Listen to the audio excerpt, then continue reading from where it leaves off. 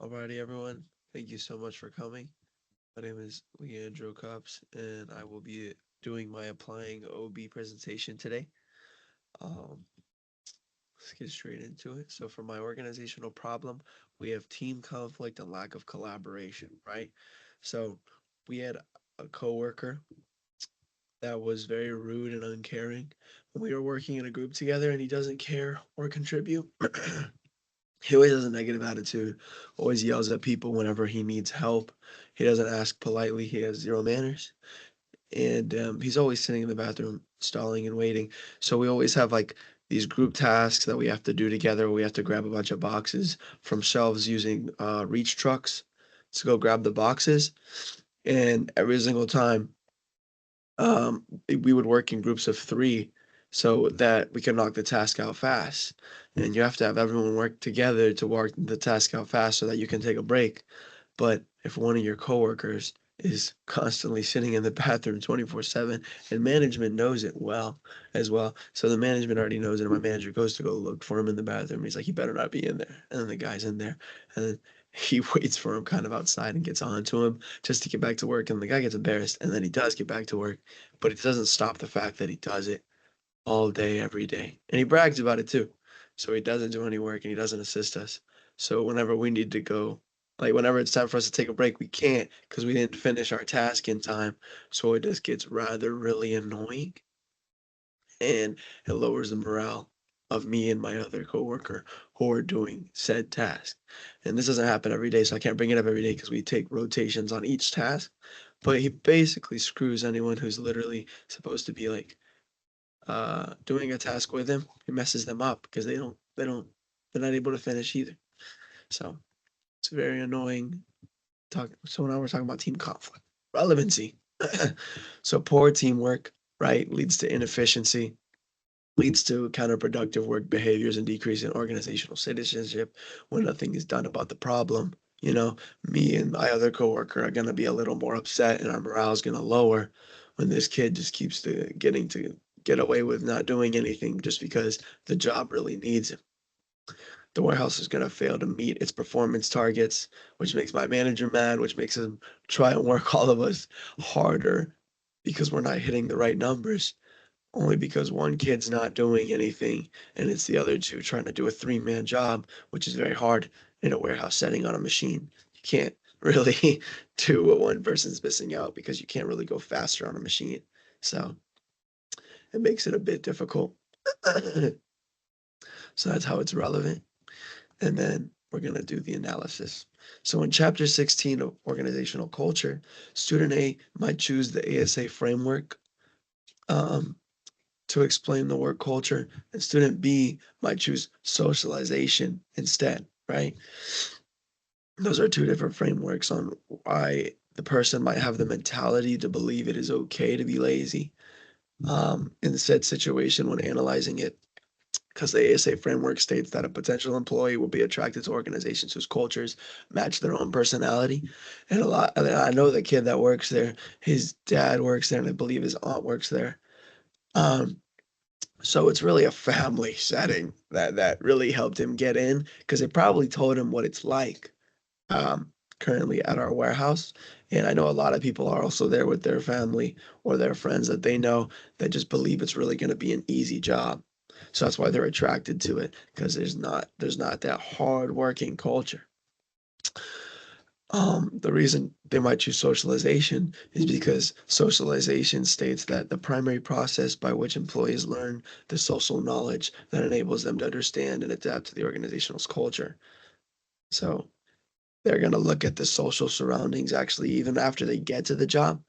And that's how they're going to learn the organization's work culture by seeing what others are doing around them, what the environment's like. Is it hardworking or is it more relaxed and uncaring, right? For right now, I would say it's the unrelaxed and uncaring just because they think that just because there's so many employees, they think someone's eventually going to do the task, so they don't have to do the task because it's just a group effort. So you can just sit back the whole day and not do nothing. It'll get done eventually. Maybe not meeting performance standards, but enough to slide by. But the others are screwed if they want to work there permanently because they're trying hard and their numbers and their metrics are going to look bad. So it screws up the other people on your team. So the organizational factors, right? Organizational culture, possible tolerance of uncooperative behavior. Um, Work groups discourage collaboration because most people have their own little group that they're used to, that they like being with. So whenever you put them with other people, they really don't want to communicate and work together. Honestly, there's a little bit of racism in there because this black guy really really does not like this white guy on my job, and those are the people that were basically working together with me that day, and the black guy did not want to work at all because he was mad at the white guy. So he kind of just went in the bathroom all day to make him mad, and it made the white guy very mad. So those different word groups that they already originally have, or their different culture groups, kind of discourage collaboration whenever you just put them together randomly. So I would rather put them together or try and stop that in the beginning of the job process. Motivation. Some employees are disengaged or unwilling to help with teammates. Um, like said guy, a lack of incentives for collaboration or higher performance. It is really a seasonal position at this job for these new hires. So they're not really incentivized to work really hard. It's just a seasonal job. They're just going to pick up, stay, make money, wait until they get fired. It's free money at this point. Um, if you work harder, there's no guarantee that you're going to get the job permanently because there's so many people trying to get it. So that's a lot of people's mentality. And leadership issues, supervisors not managing conflicts effectively. You mention it, but they get a little scared or distraught in today's society to really say anything or really address someone personally. So they just try and wait till their numbers come out, but then nothing gets done about that either. There's a huge lack of discipline um, that I have seen because this guy just continues to do it every day and does not care. So obviously there's a lack of discipline. Reflection.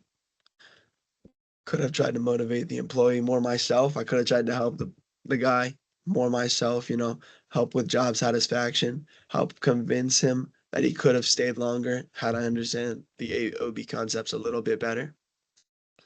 Given hope and purpose, chance of maybe staying permanently if he worked hard, trying to motivate him to really get up to the upper level and try and work as hard as he could. Helped the preparing better leadership style help her preparing better leadership style. I could have tried. Well, I can't really try because I can't really tell my manager.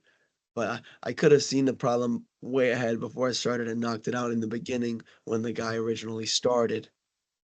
Then let it continue and just eventually become okay because we're sliding by, so it's okay with management now. Action steps. So socialization, employees look at the social environment of an organization to adapt. So make sure that it's a motivated and hardworking environment. That's a good one. ASA framework, try to have a culture of pride, a culture of pride to get tasks done effectively and efficiently, to make sure you only attract employees that like to get work done for you, have a better screening process in the interview, that you will be working on. Leadership issues, change up leadership to a more strict style to stop people from taking advantage of the company and really just taking dollars out of the pocket for no reason. Just letting it slide on a seasonal position. But potential barriers, they do exist. Like we are in our peak season, so there's a lack of employees when needed due to a stricter environment of harder working. A lot of people aren't going to really want to work there as a seasonal position. They might just go to a different one. Won't be able to keep up with peak holiday season, will suffer performance due to call outs or any missing of work if we don't have as many employees in its peak season and we're working really hard and anybody calls out or anybody misses, it's gonna lower the performance of the company drastically because one person makes up a huge difference in a warehouse. Oh well, in each warehouse team. Um, could cause a lack of motivation of veteran players, veteran employees, in the game. Um, they're not gonna like this switch up of a stricter environment if they're used to a more nonchalant, uncaring, and unmotivated environment. So they might not like that either. Those are my potential barriers. Thank you so much for coming today. Hope you enjoyed my presentation.